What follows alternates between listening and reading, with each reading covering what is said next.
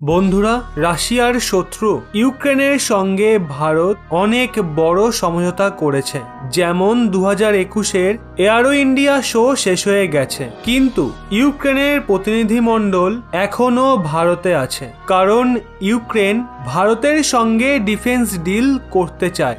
আসলে ইউক্রেন ভারতের সুরক্ষা বাজারে নিজের উপস্থিতি মজবুত করতে চায়, কিন্তু কিছু সৈন্য সামগ্রী এমনও রয়েছে যেগুলো ইউক্রেন ভারতের থেকে কিনতে চায়।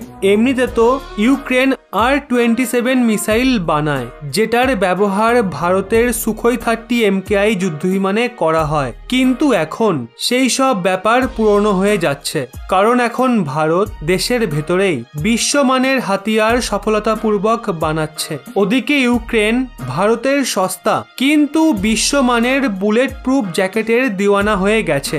যদি পরিষ্কারভাবে বলা হয় তাহলে আগে ভারত দেশ হিসেবে বড় ছিল, কিন্তু এখন ভারতের নামও বড় হচ্ছে।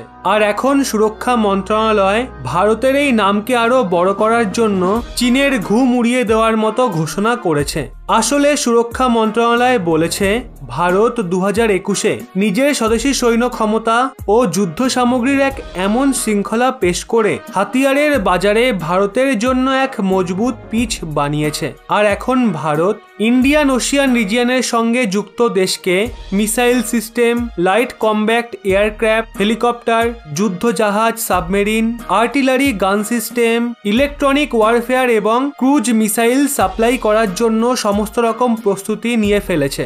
আর এক্ষেত্রে ভারতের এই প্রস্তুতি সোজা চীনের ঘুম উড়িয়ে দেবে।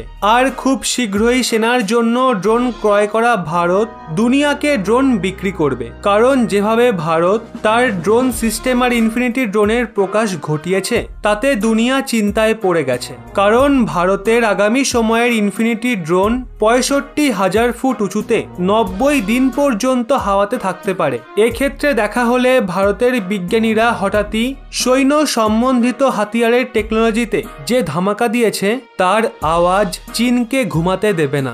আর নিজেদের ড্রোন টেকনোলজি নিয়ে অহংকার করা তুর্কি ও চীনকে খুব শীঘ্রই ভারতের সামনে ঝুঁকতে দেখা যাবে। আর ইউক্রেনের সঙ্গে ভারতের ঘনিষ্ঠতা রাশিয়াকে উপযুক্ত জবাব দেবে।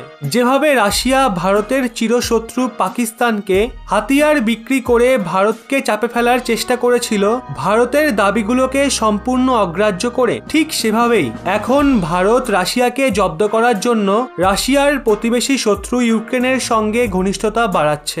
আর ইট ছুড়লে পাটকেল তো রাশিয়াকে খেতেই হবে।